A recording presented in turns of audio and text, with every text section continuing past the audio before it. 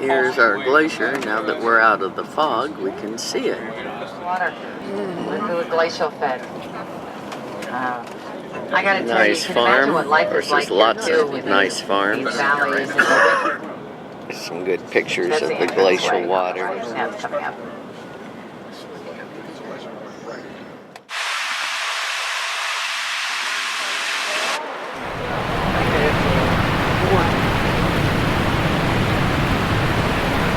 We are underway here. Here's our driver.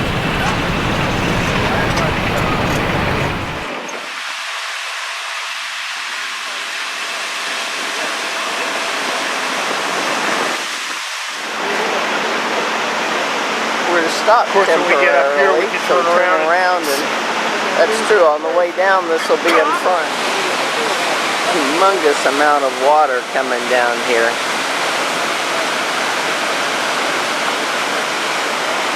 And the waterfall there.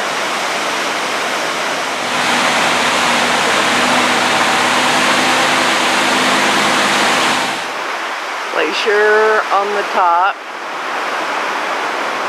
And tremendous amount of water coming down. Look how that spreads out as it's coming down the face of that mountain.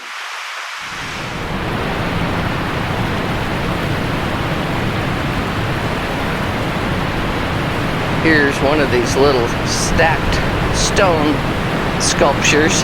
That's just a beginner on that one. But it's amazing how they just stay there and don't fall over in the wind.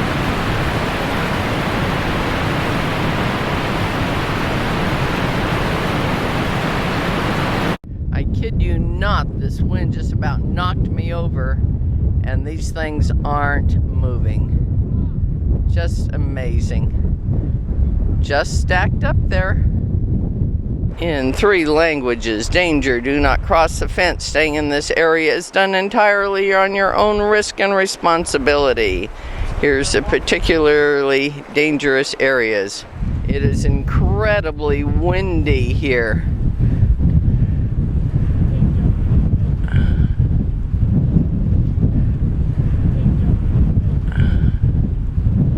Some of our group has gone all the way down here. It's a lot further, and you can't get on the glacier anyway.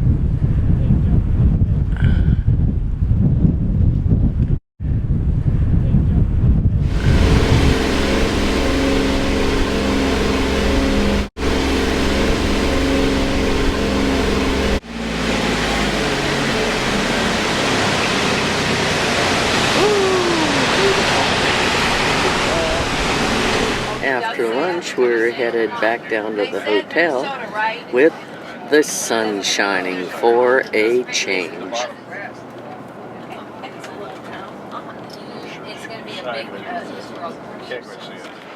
Now we have a photo shop here. And these guys don't have a photo shop. They're continuing on down the road. There's a waterfall back over there.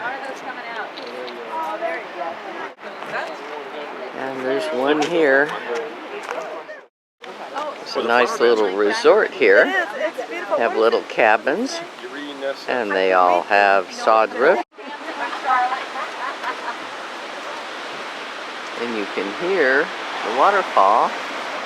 And here's this one. Bob, look at this, Bob. Yes, right. I'll show it to you when we get to the hotel. There's a building right here. This beautiful scenery. That's a great idea. And they could probably arrange on this. There you go. Here's the Alexandra Hotel. 5 o'clock in the afternoon. The sun is out and sparkling on the fjord.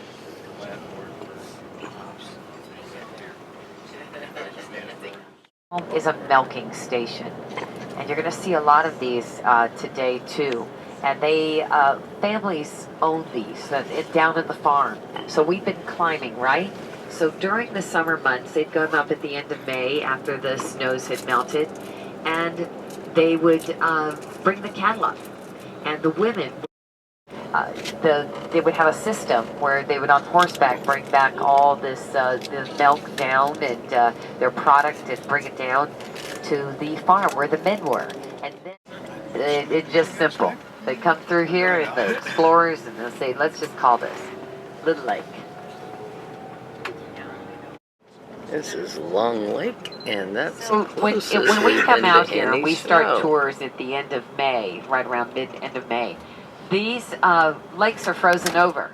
So you'll be, as they thaw, you'll be seeing just chunks of ice in these lakes. YouTube to see what this was like. Because even, in fact, afterwards you get home, go see this on YouTube. They won't have. If we can make it in a season, I mean, for each of us, we do 6 groups because it's 2-week tour.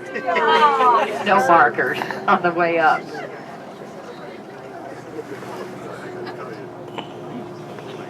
You see how far up we've come in a short time. It's a very steep road. But you can see how we're up about 5,000 feet. Here's the road.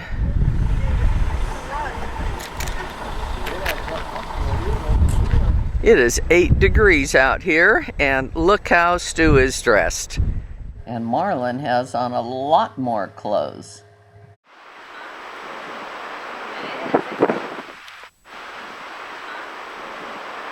The bus does block some of the wind. And can you imagine those guys got out there and stacked those stones? You gotta be kidding me. And this heavy wind does not blow them over.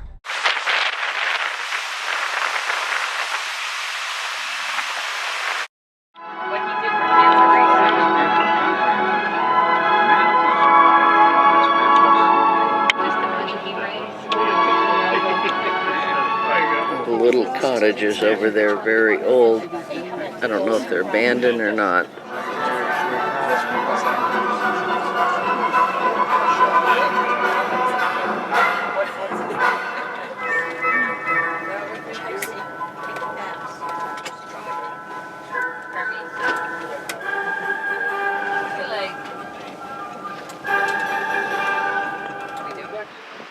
Well, here's a fjord that's in the tour brochures, evidently. Here's the water coming down from the glaciers, down the little creek, and into the fjord. Okay. I think this is about all the color we're going to get up here in Norway, but there is some color in those mountains. Oh, there's another road full of switchbacks.